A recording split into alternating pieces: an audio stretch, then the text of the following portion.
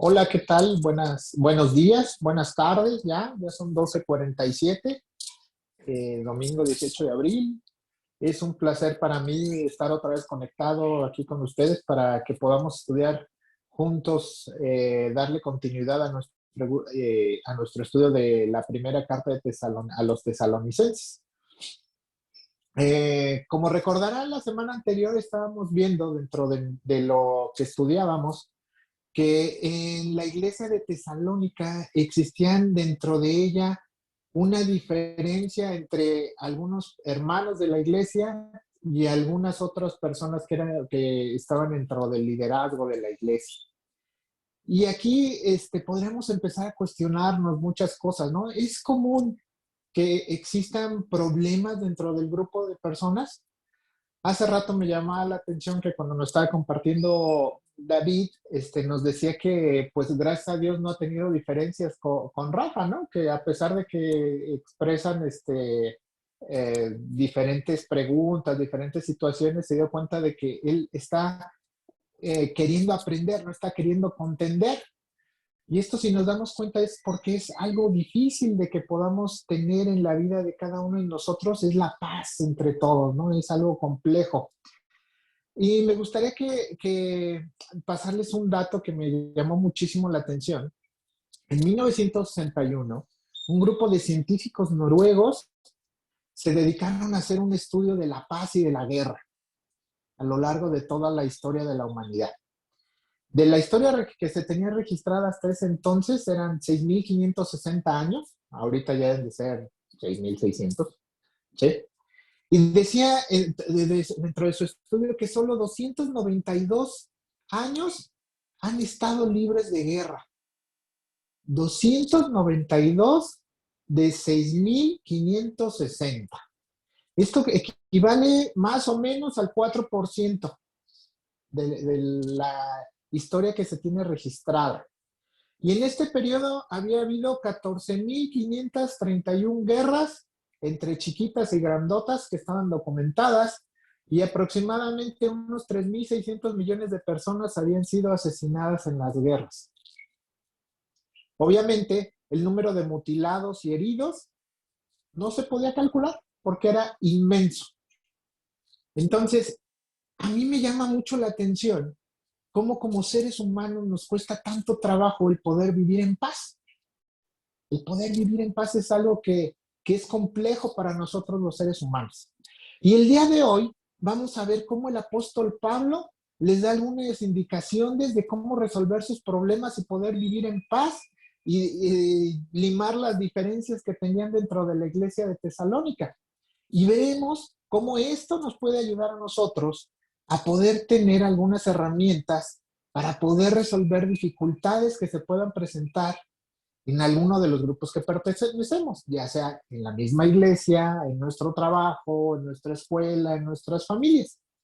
Y entonces para eso vamos a estudiar Primera de Tesalonicenses 5, vamos a terminar el versículo 3 y el día de hoy veremos, perdón, 13, y veremos también el 14.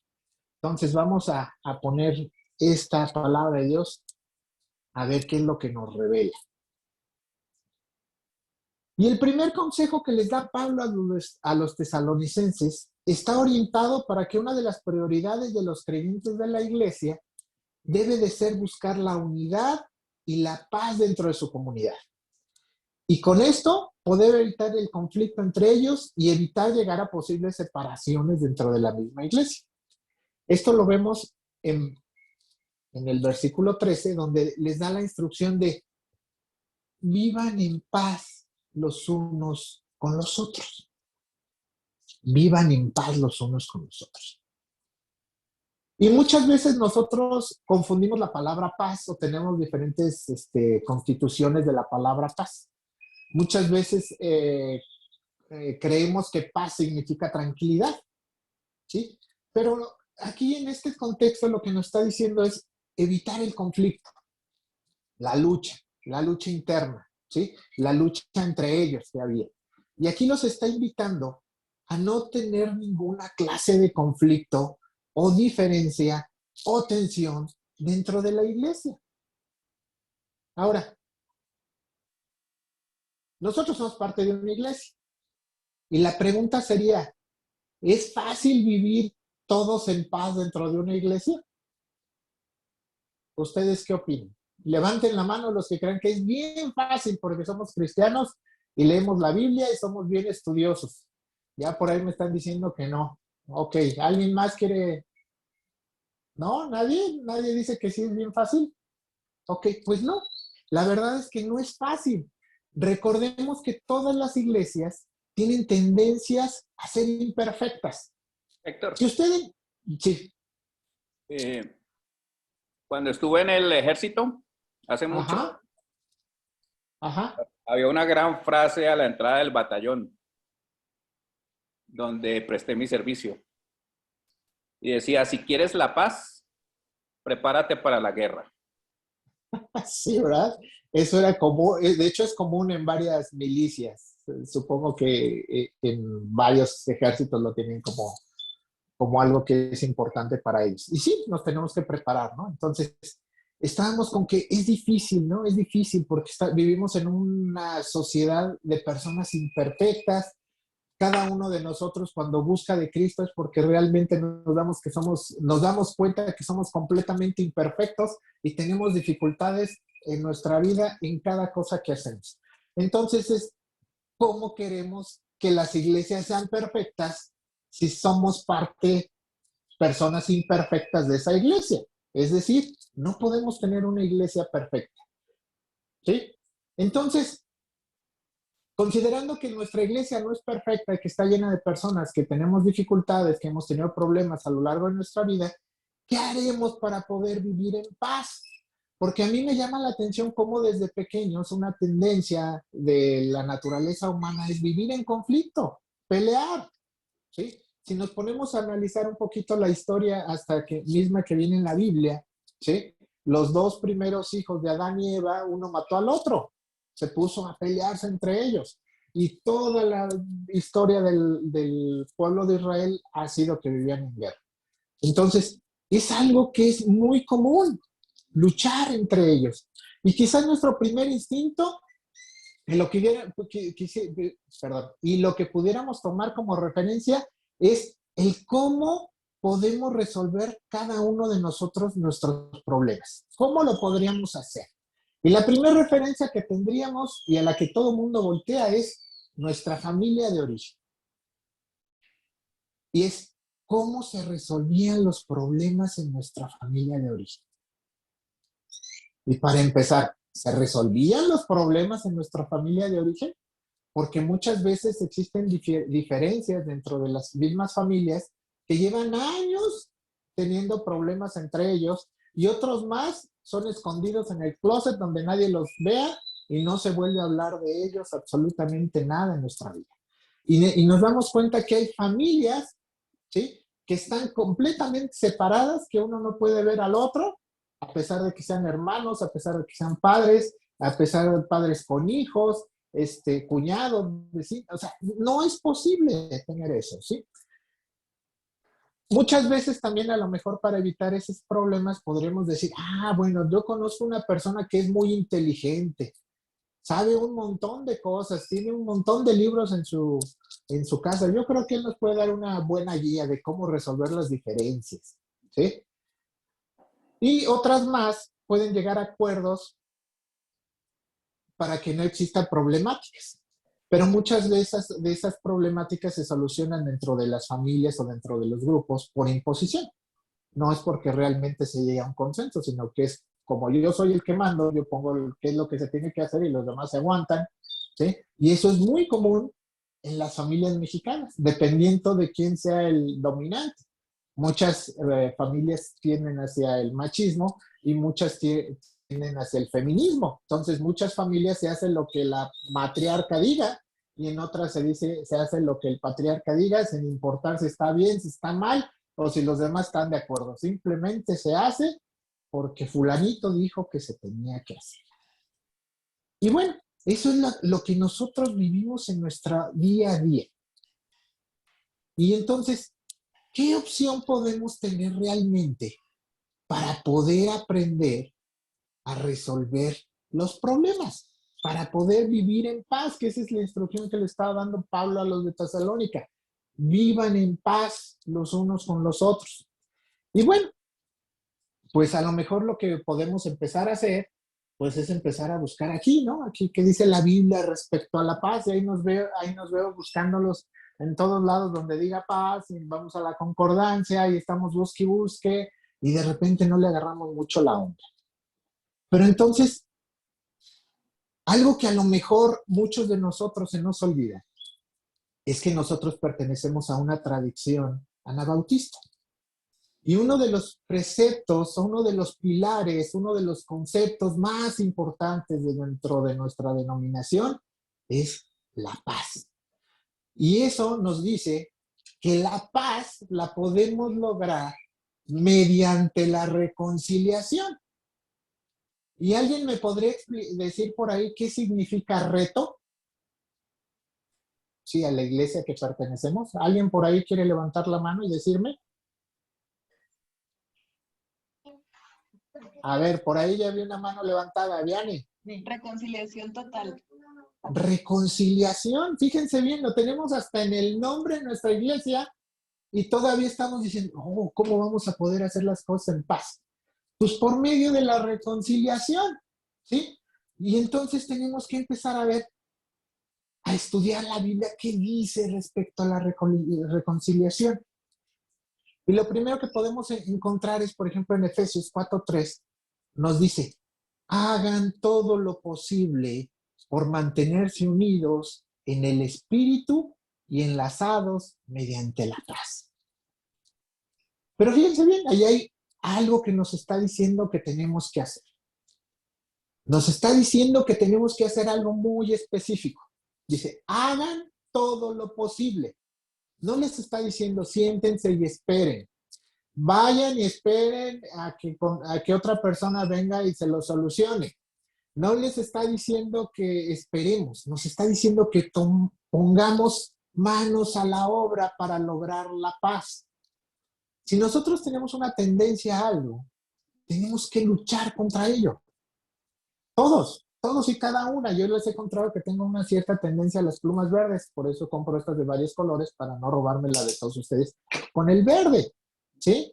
Entonces, eso es muy importante. Yo tengo que hacer algo, tengo que meter mis manos y empezar a hacer algo, ¿sí? Entonces, como iglesia, tenemos que aprender a tomar medidas rápidas para evitar que los roces que existen entre cada uno de nosotros, ¿sí?, generen conflictos más grandes. Tenemos que evitar que crezcan las diferencias entre nosotros y esto nos puede llevar a generar raíces de amargura en nuestra mente y en nuestro corazón. Y por ejemplo, de repente encontramos personas que estamos bien tristes y bien dolidos porque cuando él iba caminando y yo iba en mi carro y no lo saludé y ni lo vi, y el otro está bien sentido porque no me vio y no me saludó, y eso que iba en su carro con su aire acondicionado y yo caminando con el sol, ¿sí? O en su defecto otro, ¿no? De que no le prestó el juguetito a mi hijo y entonces es un malévolo, ¿sí? O el que le sacó la lengua a alguien y yo creí que era para mí y entonces ya no lo quiero ver. Y esas empiezan a generar cosas en nuestro corazón. Entonces, lo que nos está empezando a decir Pablo es, aprendan a vivir en paz. Vivan en paz los unos y los otros. Ahora, ¿cómo lo vamos a hacer? ¿Cómo podemos llegar a la reconciliación? ¿Cuál es el primer paso que yo tengo que hacer para poder reconciliarme con alguien más? Y lo primero que tenemos que hacer es empezar a cambiar un chip que tenemos aquí. Un pequeño chip. Y ese chip, a lo largo de toda la palabra de Dios, estamos llamados a intentar cambiar. En Levítico 19, en Mateo 7, 9, 22, en Gálatas 5, 6, en Romanos 13, en Juan 13, en Santiago, y en un montón de cosas nos dicen lo que dice Gálatas 5, 14. Porque toda la ley en una palabra se cumple en el precepto: amarás a tu prójimo como a ti mismo. Ese es el primer chip que tenemos que empezar a cambiar. El primer chip que nosotros tenemos que empezar a cambiar para poder vivir en paz unos con otros es amar a mi prójimo como a ti mismo. Y aquí me gustaría hacerle una reflexión bien interesante. Primero, ¿cómo tratamos a las personas que amamos? ¿Cómo tratamos a nuestro esposo, a nuestra esposa? ¿Cómo tratamos a nuestros hijos? Que todos decimos que daríamos todo por ellos, ¿verdad? Hasta que crecen y les decimos, ay, que te vaya bien. No, no es cierto. Entonces, cada uno de nosotros siempre tiene esa parte, ¿no? ¿Cómo tratamos a nuestros padres? Cuando éramos chicos, ahora que ya crecemos, y aquellos que ya somos un poco maduritos, ¿cómo tratamos a nuestros padres que ya están en la tercera edad? Y a lo mejor algo que también es bien interesante es cómo tratamos a nuestras mascotas. ¿Cómo los tratamos? Muchas personas hasta cómo tratan a sus plantas, ¿verdad?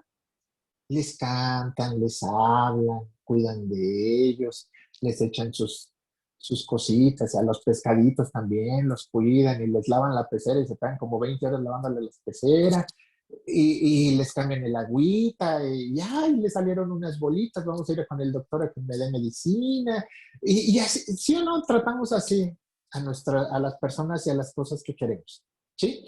Primera de Corintios 13 nos da una lista de las acciones que cada uno de nosotros tenemos con las personas o con las cosas que amamos.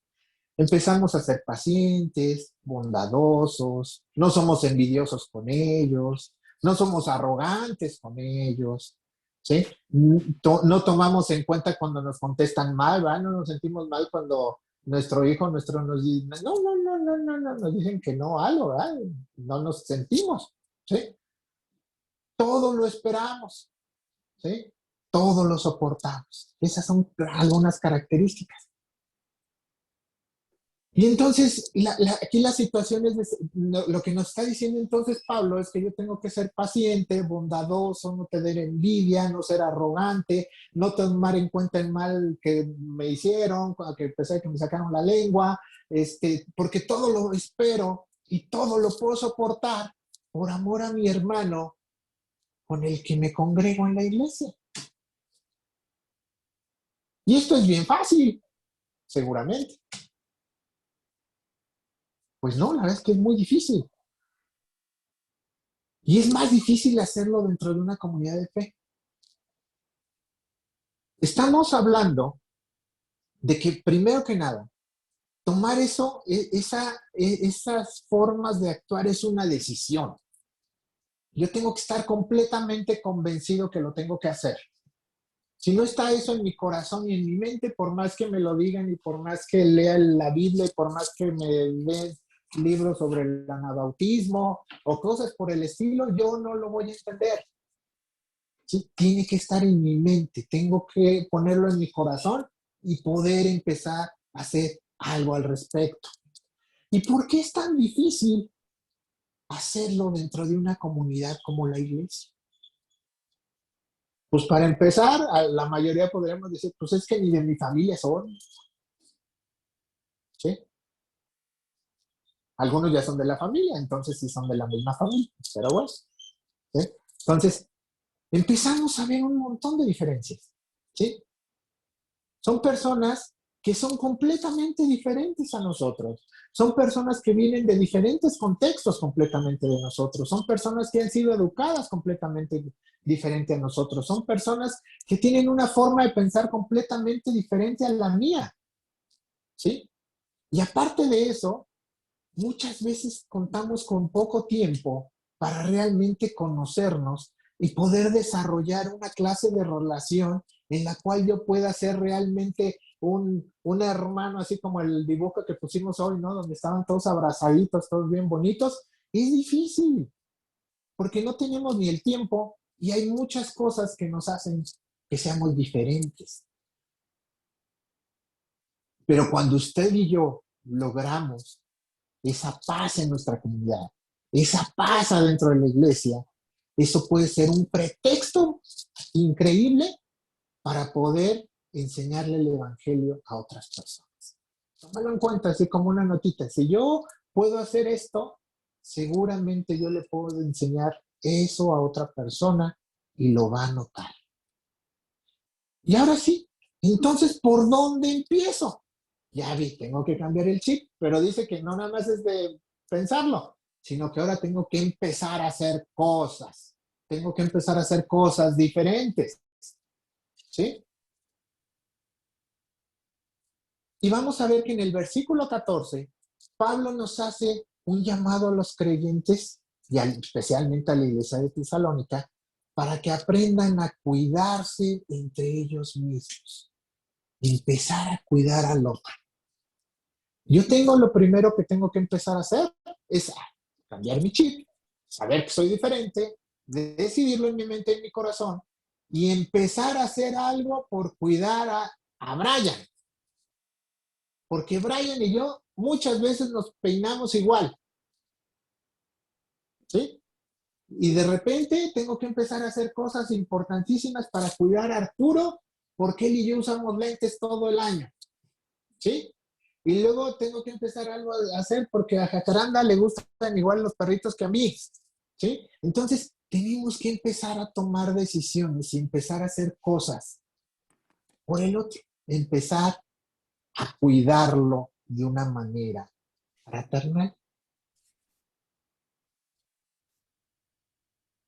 Y tenemos que recordar, en el versículo 11 nos decía que cada uno de nosotros tenemos que empezar a ayudarnos para poder ser mejores.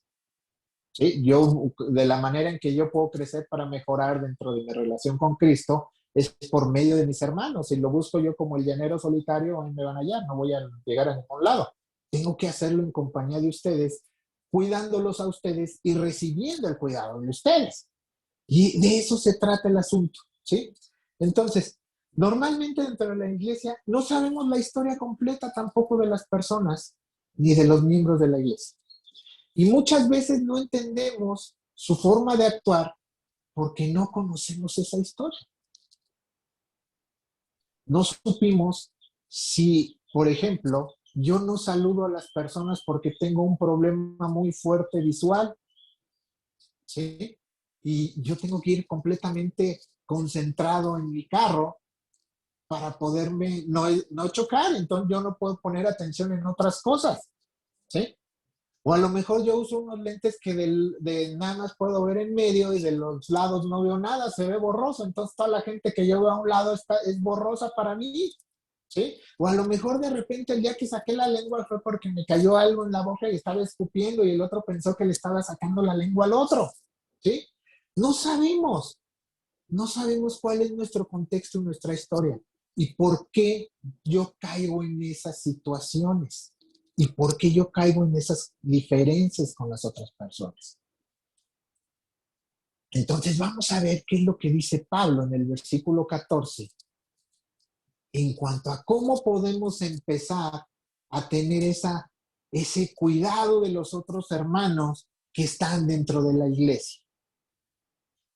1 Tesalonicenses 5:14.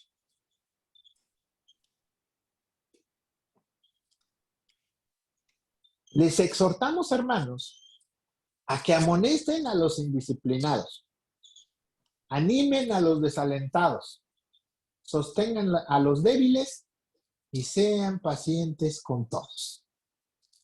Nos está ahí dando 4 cosas en las que tenemos que poner atención. 4, nos está exhortando, nos está pidiendo, por favor, hermano, en tu iglesia, intenta hacer esto en la iglesia de Tesalónica. Y nos da 4 cosas que tenemos que hacer para 4 grupos de personas completamente diferentes, ¿sí? Entonces, vamos a ver. Primero vamos a identificar los grupos de personas que nos está hablando, ¿no? Nos está diciendo, hay un grupo de personas que son indisciplinados, otros que están desalentados, otros que son débiles y luego están todos los demás, ¿sí? Y luego nos dice qué es lo que tenemos que hacer con cada uno de ellos.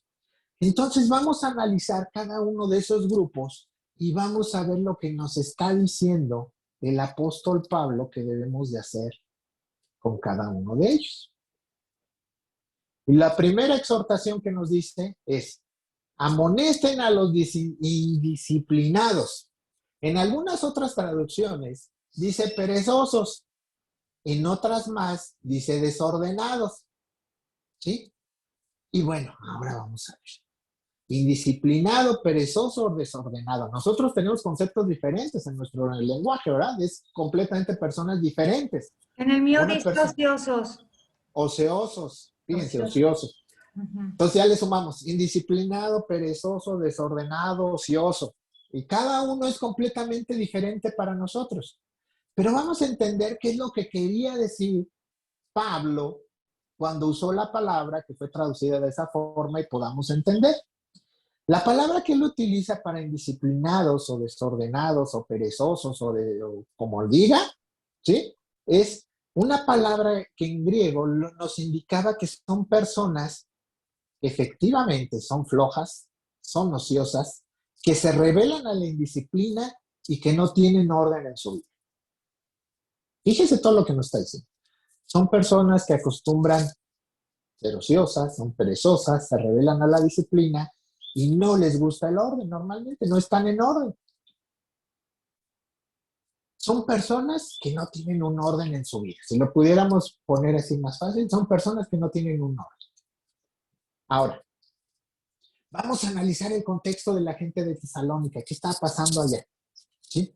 Bueno, podemos ver que un grupo de personas que pertenecía a la iglesia, con pretexto de que se acercaba el fin del mundo y la segunda venida de Cristo, porque decían es que esto es inminente, ya va a llegar, ya el 21 de abril a las 4 de la tarde, ¿sí? Entonces, ellos ya están completamente que ya eso era, ya, mañana, pasado mañana, ¿sí? Entonces, ese grupo de personas dejaron de trabajar. Y aparte de eso, había personas, como vimos la semana pasada, que estaban en contra del liderazgo dentro de la iglesia. Y aparte de eso, había personas que se habían peleado entre uno con el otro, porque el otro le decía, es que tú eres un flojo, ¿cómo no trabajas? ¿Cómo es que quién sabe qué? Y el otro, no, pues es que se va a acabar el fin del mundo. Pero pues dame de comer, ¿no? Y estaban llamados los otros pues a darles de comer por la misericordia de Dios. Entonces, todo eso es lo que estaba pasando dentro de la iglesia de Tesalónica. Ahora, ¿existirá un grupo de personas dentro de nuestra sociedad, México 2021, que puedan tener algunas características como estas? Pues sí, por ahí hay uno que otro, ¿no? Uno que otro niñi, uno que otro fifi, uno que otro del color que quieran ponerle, ¿sí? Pero también hay muchas personas que tienen su vida en desorden. Los roles dentro de sus familias está con que el que manda es el hijo, ¿no? El que toma todas las decisiones es el hijo. Y el hijo es el que les dice a todos qué es lo que tienen que hacer, cómo hacerlo y cuándo hacerlo. Y lo peor es que el niño tiene 10 o 12 años, ¿no? ¿Sí? Entonces, eso es parte de las situaciones que vivimos dentro de nuestra sociedad y vemos, por ejemplo, cómo el rol del hombre es completamente diferente ya a lo que dice la palabra de Dios que tiene que ser, y el rol de la mujer es completamente diferente. Entonces estamos completamente fuera de ese orden en nuestra sociedad. ¿Y eso pasará en nuestra iglesia? ¿Pasará? Pues sí, también pasa. Desgraciadamente, muchas veces hay personas que en su no sé cómo llamarle, hiperespiritualidad, también dejan de trabajar, dejan de hacer todo en su vida y van y se meten en la iglesia a barrer, a trapear, a limpiarla, a acomodarla, a regarla, y en su casa no hacen absolutamente nada, ¿sí?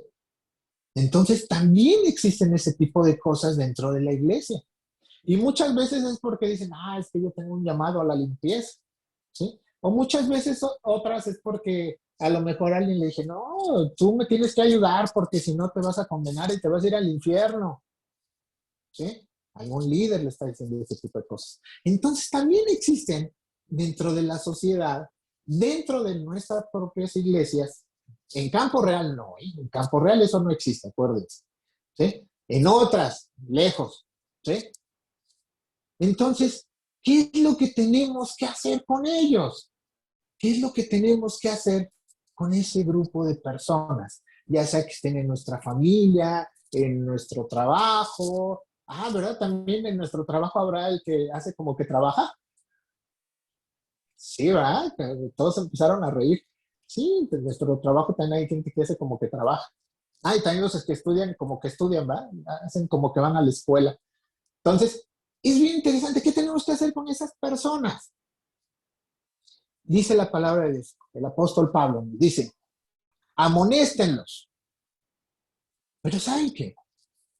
Este es un concepto malentendido en México y en muchas partes que nos caracterizamos por ser futboleros.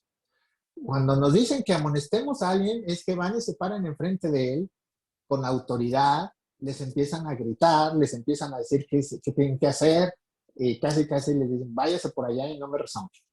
¿Sí?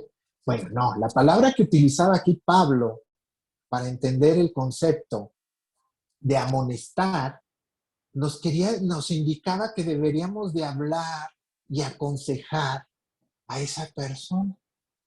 Hablar con ella. Hablar con ella. Intentar hacerlos conscientes que su comportamiento va en contra del bien común, en contra de su vida, en contra de la sociedad, en contra de quien quiera usted. No es llegar y correrlos, ¿sí? Es llegar y abrirles los ojos con respecto a su comportamiento y cómo ellos con ese comportamiento están ocasionando una dificultad dentro del grupo al que pertenecen. ¿Sí? Y aquí es lo que yo les decía. Muchas veces la verdad es que no conocemos el por qué actúan las personas de esa manera. ¿Sí?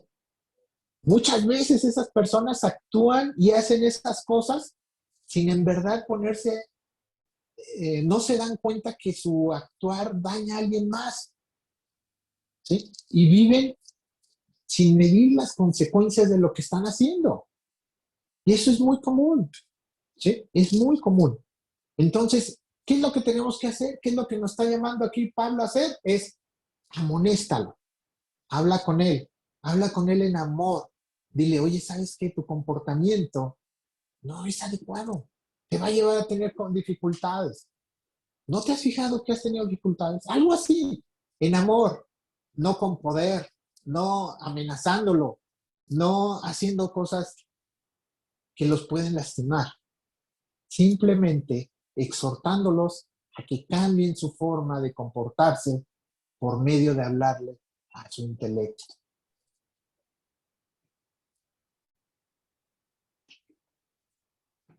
Ahora vamos a ver al segundo grupo. Dice, animen a los desalentados. Ok. ¿A quiénes se refiere que son los desalentados? Los desalentados, la palabra en griego, quería decir las personas de alma pequeña, los pusilánimes, ¿sí? Son personas que no tienen ánimo de nada, ¿sí? Que yo creo que se desmayan en vez de volver en sí, vuelven en no, ¿sí? Porque son completamente negativas, no tienen esperanza de nada, ¿sí? No se atreven a hacer las cosas, ¿sí? Son personas que todo les sale mal. Son el clásico de, yo quería, pero pues no se pudo. ¿Sí? No, pues no. Son personas que normalmente son pesimistas, que muchas veces las podemos considerar aburridas, que a todo le encuentran la parte negativa de la vida. Si hace calor, ¿por qué hace calor? Si llueve, ¿por qué llueve? Si hace frío, ¿por qué hace frío? Si está templado, ¿por qué es templado? Si es mañana, ¿por qué es mañana? Si es tarde, ¿por qué es tarde? Si es noche, ¿por qué es noche? Y si usted quiere una imagen gráfica de una persona así, ¿sí? Si usted vio la película Intensamente, ¿sí? Si usted la vio, acuérdese de la tristeza, ¿sí? Esa es una persona. Les iba a poner una diapositiva, pero la verdad ya no me dio tiempo de hacer. Entonces les dejo de tarea que busquen a la tristeza de la película de Intensamente, ¿sí? Se van a reír y les va a dar mucha risa, mucha mucha guía y muy chistosa esa película, pero es muy, muy interesante cómo lo manejaba, ¿sí? Ahora, dentro del contexto de la iglesia, ¿cómo actuaban esas personas? Mire, quizás eran personas que habían perdido a seres queridos y no sabían qué pasaría con ellos después de su muerte. Y eso los hacía que ellos estuvieran tristes y los hacía que ellos estuvieran perplejos sin saber qué va a pasar. ¿Se acuerdan que eso lo vimos? Que es una parte de lo que tenían duda las personas de Tesalónica, ¿sí? A lo mejor muchos de ellos actuaban de esa manera, con ese comportamiento, porque ya habían sido víctimas de la persecución por su fe. No, no lo podemos saber, ¿sí? O simplemente son personas que tienen un temperamento bajo. Hay personas que así nacen y así es su comportamiento. Entonces, muchas veces son personas que pueden estar así desde que nacen o porque alguna situación de su vida los hizo que cayeran en esa forma de comportamiento. En nuestro contexto actual, en México, ¿sí? Pues también podemos tener personas que han perdido familiares, amigos, por medio de la pandemia. Ya ahorita oficialmente son más de 210,000 muertos y no oficialmente yo creo que eran arriba de 300,000 y seguramente ya la mayoría de nosotros ha conocido mínimo a alguien que ha fallecido. ¿Sí? Entonces a lo mejor eso los hace estar tristes a las familias. O sea, de repente que pase esto, de repente hay familias que quedan completamente 2 o 3 personas y eran 10, 12, ¿sí? Por esta enfermedad. Puede ser, yo no lo sé, ¿sí? Pueden ser personas que están sufriendo por alguna enfermedad que ellos tengan. Hay personas que sufren realmente, tienen un dolor en su cuerpo físico que les impide tener una buena actitud respecto a la vida y en realidad todo les duele, ¿sí? Posiblemente pueden ser personas que han perdido su trabajo o personas que a lo mejor tenían negocios y los tuvieron que cerrar, personas que han sido despedidas, personas que a lo mejor dentro de nuestra iglesia han caído en pecado y ellos lo saben y eso los hace ponerse tristes. Personas que a lo mejor ya no se sienten dignos de ser parte de una iglesia, de ser parte de una familia, de ser parte de una comunidad, ¿sí? Yo no lo sé, a lo mejor pueden ser personas que han caído en alguna adicción, ¿sí? O simplemente porque así son físicamente, ¿sí? Ahora, estas personas, cuando están dentro de un grupo, como la iglesia, normalmente tienden a ser negativas en ese contexto. Y eso hace que el desánimo sea contagioso para otras personas. Y si no me creen, hay un montón de ejercicios que son bien interesantes de hacer en medio de la sociedad, ¿no?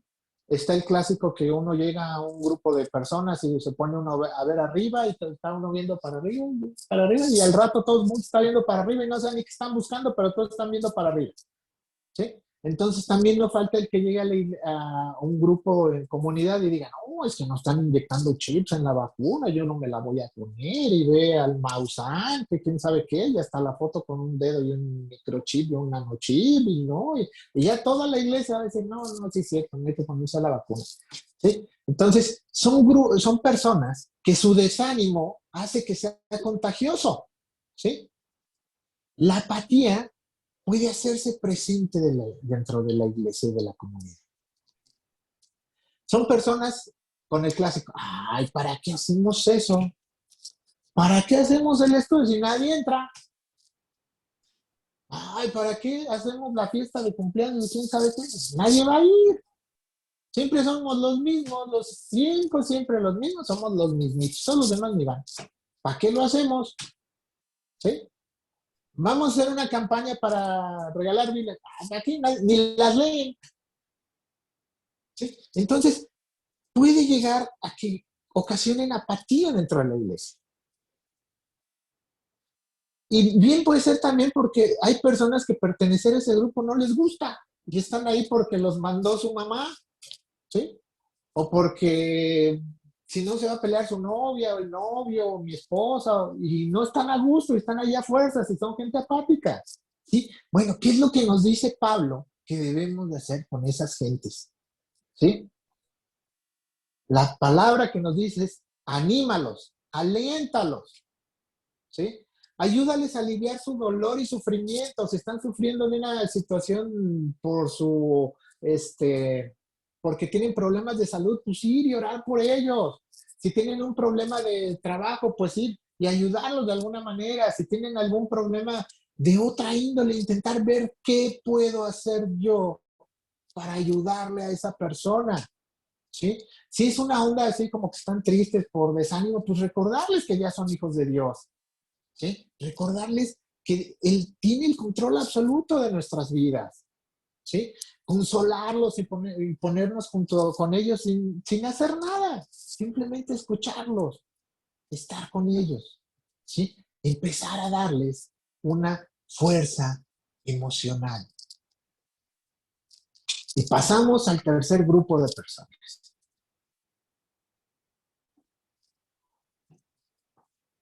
Sostener a los débiles. Otra traducción dice desalentados. Otra dice tímidos. No sé si por ahí tengan otra que también sea diferente. Ya tenemos débiles, desalentados, tímidos. ¿No? Ok. ¿A quiénes se refería Pablo con esta situación? ¿Quiénes eran los débiles? Ojo. Normalmente cuando nosotros escuchamos la palabra débil, nos imaginamos a una persona que es débil físicamente. ¿Sí? No sé por qué extraña situación, siempre nos imaginamos a los más flaquitos, ¿no? Esta persona está débil. Al flaquito y chaparrito. Ese es el más débil. ¿Sí? ¿Quién es el de balas más débil? Ah, pues el chaparrito flaquito. Él es el más débil. ¿Sí? Pero no. El sentido en el que Pablo nos está hablando aquí no se refiere a la debilidad física, ¿sí? Sino se refiere a las personas que son débiles moralmente. Qué interesante. Débiles moralmente. Personas que son débiles en su fe, ¿sí? Que están en una situación, de repente están en otra, y cambian a otra, y cambian a otra, porque no saben a dónde pertenecen. Son débiles en su fe. Son personas que son propensas a caer moral y espiritualmente. Caen de alguna situación que saben que, no sé, por ejemplo, perdieron su trabajo. Y hay personas que no vuelven a trabajar en su vida. Yo tenía un trabajador que su papá, él era más o menos de mi edad, su papá pues era mayor. Su papá trabajaba en la antigua fábrica de zapatos de la Canadá. No sé si alguien ha oído, sabe dónde estaba y ha escuchado la marca. Bueno, pues resulta que el señor era jefe de un departamento X. Un día se le descompuso su carro y se tuvo que ir en camión. Se ve en el camión y no sé por qué situaciones de la vida el camión le pegó en el hombro. Llegó a su trabajo y se empezó a sentir mal y mal y mal y mal y mal y mal y que se fue al doctor, le dieron incapacidad, volvió a regresar y se seguía sintiendo mal y se volvió a ir y pasaron como 2 años y le seguía doliendo el hombro y nunca le encontraron nada. Nunca tuvo un problema. Nunca se rompió el hombro, nunca tuvo problemas con el músculo, nunca nada. Llegó un momento en que obviamente lo tuvieron que correr de la empresa, porque pues, no podía estar tanto tiempo sin trabajar, ¿sí? Lo corrieron de esa empresa y nunca volvió a trabajar en su vida, porque le dolía el hombro. Si usted ha conocido una persona así, es una persona débil, ¿sí? Que por medio de una situación, ¿sí? Se cayó y ya no se pudo levantar. Y si usted ha visto personas indigentes en la calle, se sorprendería de saber que muchos de ellos han sido científicos, muchos han sido doctores, abogados, maestros o cosas así. Y hubo situaciones en su vida muy fuertes que no pudieron resolver porque eran débiles y caen en ese tipo de situaciones. Entonces, nos estamos refiriendo a ese grupo de personas, a las personas que son propensas a caer moralmente, propensas a caer espiritualmente. Son personas que son muy propensos a apartarse fácilmente de sus creencias, del evangelio, ¿sí? Que son personas que pueden caer muy fácil dentro de las tentaciones. Y ojo, aquí no se refiere a personas que persisten en el pecado porque les gusta el pecado, ¿sí?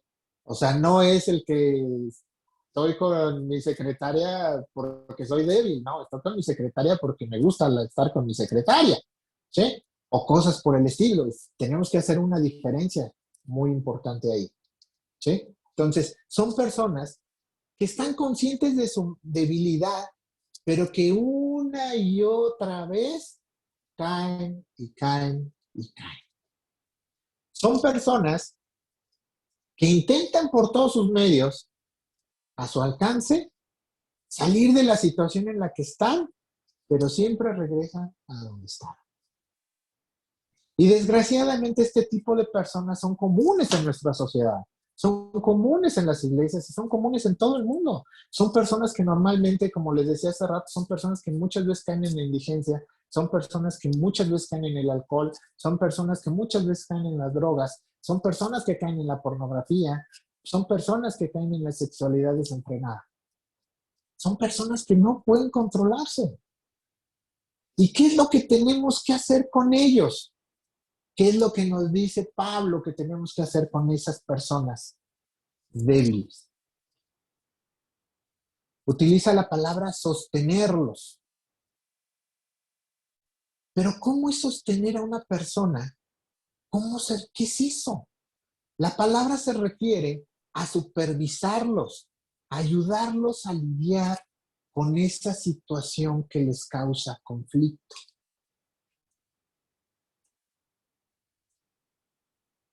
Un ejemplo de cómo debería de ser esto. No sé si alguien sepa cómo funciona Alcohólicos Anónimos. Dentro de Alcohólicos Anónimos, cuando alguien ya reconoce que es alcohólico, se presenta con el grupo de Alcohólicos Anónimos y lo primero que hacen ellos es asignarles un padrino.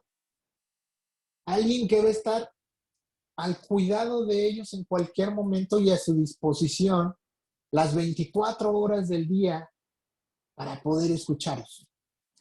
Ahí lo que está haciendo ese grupo de Alcohólicos Anónimos es que están soportando a la persona nueva que llegó.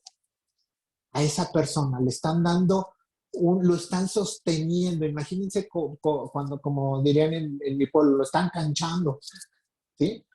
Lo están sosteniendo para que no se caiga. Porque si lo sueltan, se va a caer. Ese es un ejemplo clarísimo, ¿sí? De qué es lo que nos está diciendo Pablo que tenemos que hacer con esas personas que son débiles del espíritu, ¿sí? Y todas estas personas viven en estas situaciones en su vida y necesitan sentir que no están solos. Necesitan contar con alguien que les ayude en esos momentos de dificultad. Necesitan poder clamar cuando ya no pueden con su tentación, ¿sí? Y de esa es la única manera en la que pueden salir adelante. Y Pablo nos está diciendo que a las personas que nosotros identifiquemos de esa manera, ¿sí? Es lo que tenemos que hacer. Sostenerlos, estar pegados con ellos, ¿sí?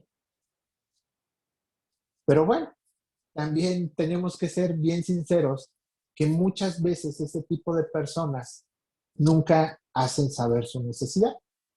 Entonces tenemos que ser lo suficientemente hábiles como iglesia, el poder identificar y poder ayudarlos por medio de nuestros grupos de oración, por medio de nuestros servicios, por medio de nuestros grupos pequeños, a que se puedan sumar y podamos ayudarlos a sostenerse. Y desgraciadamente, dentro de la iglesia, no aquí, me ha tocado conocer muchos casos de personas que principalmente han luchado con todas sus fuerzas para intentar salir de las situaciones como pornografía, al alcohol y las drogas, les cuesta muchísimo trabajo poder hacerlo. Muchísimo. Y yo estoy seguro que a lo mejor usted en su mente ahorita está acordándose de alguien. ¿Sí? Esa es la manera en la que le podemos ayudar. Sosteniéndolo. Estar ahí para él, para que no se caiga. Y finalmente llegamos al cuarto grupo de personas. Ojo, esto no quiere decir que estos son los únicos 4 grupos de personas que existen dentro de las comunidades. Es un grupo de personas que Pablo nos está marcando muy específicamente que existían en la iglesia de Tesalónica y nos está diciendo cómo los podemos ayudar. A nosotros nos puede servir esto como guía para ver si hay algunas personas que estén dentro de estas cosas, de estos grupos de personas y poder ayudarles de alguna manera a tener una nueva viva vida en paz con todos los demás, que de eso es de lo que se trata. El cuarto grupo de personas es a todos los demás. Es decir, a todos yo tengo que desarrollar esto. Con todos ustedes. Yo, Héctor Resillas, tengo que hacerlo con todos ustedes. Tengo que ser paciente con todos. Paciente con todos. Esa es la exhortación. El apóstol Pablo no se refiere exactamente a un grupo de personas. No está diciendo, tenemos que ser pacientes con las personas que tienen de 41 a 44 años y 3 meses. No, no está diciendo a todos. Sí, a todos implica desde el más chiquito hasta el más grandote de edad. Desde el más chiquito que conoce de Cristo hasta el que es el máster dentro de la iglesia. ¿Sí? Es a todos. Y aquí me gustaría que empezáramos a hacer un ejercicio interesante. Me está exhortando a que yo tengo que ser paciente con todos. Y pues la verdad es que eso muchas veces es difícil. ¿Cómo lo puedo empezar a entender? ¿O cómo lo puedo empezar a asimilar dentro de mi mente y de mi corazón? Una pregunta bien simple. Imagínese la persona que más ama en su vida. Yo, mi amada esposa. ¿Existe alguna cosa que no te guste de la persona que más quieres? ¿O es casi un querubín y anda volando? No, ¿verdad? Seguramente tiene algo.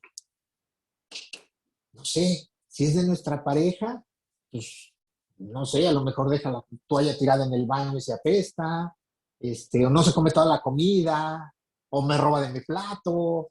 Yo no sé qué haga, ¿sí? Pero hay algo ahí de mi pareja que no me gusta.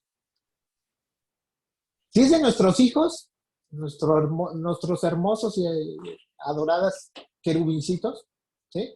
Pues no sé, a lo mejor hay algo que hace que no me gusta, que está pegado todo el día en el internet, o está en el Facebook, o está en su aparatito, o no hace la tarea, o se levanta tarde, o no se quita su suéter que ya huele a viejo y le queda hasta el codo. Yo no sé, hay algo, ¿sí?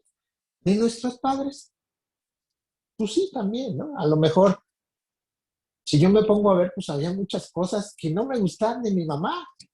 Les voy a decir una y les va a dar risa. A mí no me gustaba que mi mamá se pintara las uñas de rojo. ¿Por qué? No sé, no tengo idea. Pero nunca me gustó que se pintara las uñas de rojo.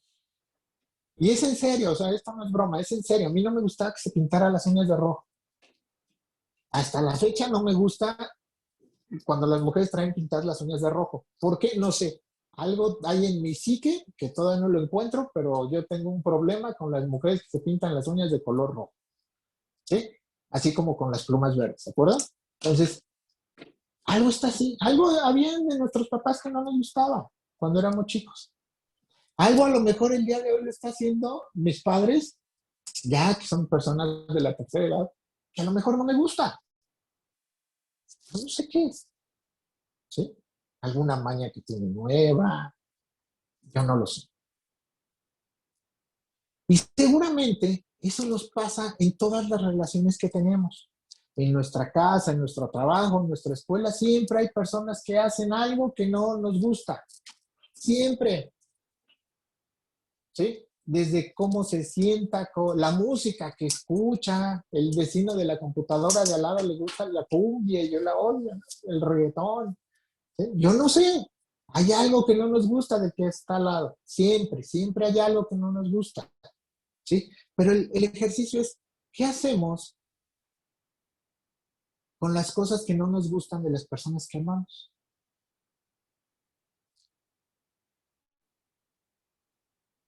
Empezamos a desarrollar la paciencia. Y a pesar de que no nos gusta, lo toleramos. Y a pesar de que no es grato y me revuelve el estómago, me aguanto y no le digo nada. Bueno,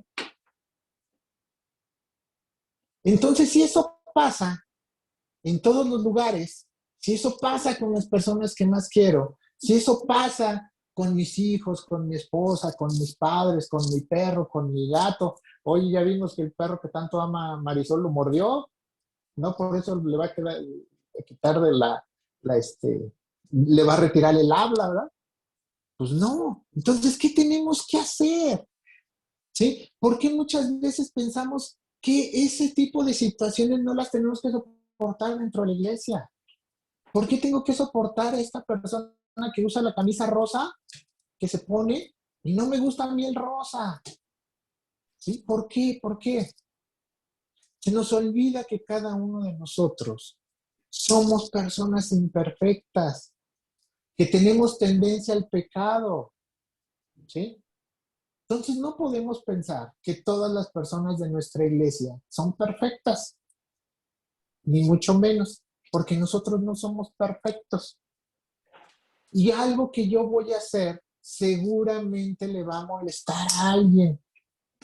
A lo mejor a alguien no le gusta el tono de mi voz con el micrófono. Yo no lo sé. A lo mejor a alguien no le gusta que tome agua en mi vasito verde. Y va a decir, ¿cómo es posible que tome agua en su vasito verde? ¿Sí? Debería de utilizar un vasito de vidrio, como la gente decente, o amarillo, dice Brian. ¿Sí? Entonces, algo segura, yo estoy completamente seguro que algo de lo que yo hago, no le gusta a alguien de ustedes. Estoy completamente seguro de ello. ¿Sí? Entonces, aquí lo que nos está diciendo es que tenemos que aprender a ser pacientes con todos. Ser paciente con ese que no me gusta su voz. Ser paciente con ese que llega tarde. Ser paciente con el que no me invitó a su fiesta. Ser paciente con el que me sacó la lengua. Ser paciente con el que no me saludó. Ser paciente con el que usa el sombrero de ositos. Ser paciente con el que usa la camisa rosa. Ser paciente con todos y cada uno de los que somos parte de la iglesia.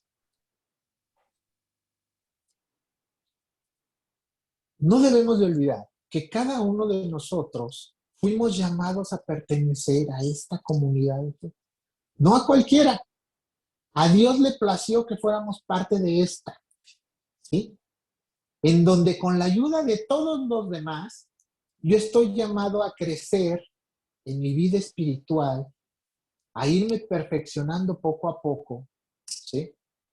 Y a lograr ser la persona que Dios quiere que yo sea. Y lo que tengo que empezar a hacer es a tener paciencia con todas aquellas situaciones que no son gratas dentro de la iglesia. Pero ¿por qué yo tengo que tener paciencia? Me va a decir más de algo. ¿Por qué yo? ¿Yo por qué? Que tenga paciencia el líder, que tenga paciencia el que lo trajo, que tenga paciencia otro. No, estamos llamados a tener paciencia todos.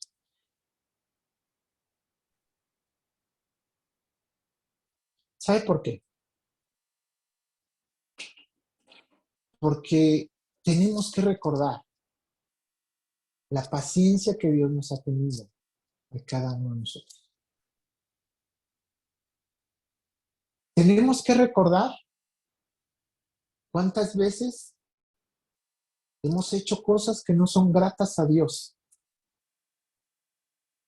Tenemos que recordar cuántas veces hemos pecado conscientemente e inconscientemente y no hemos caído fulminados por Dios, porque la paga del pecado es muerte. Tenemos que recordar la paciencia que nos ha tenido Él en toda nuestra vida pecadora. Desde que éramos niños hasta el día de hoy.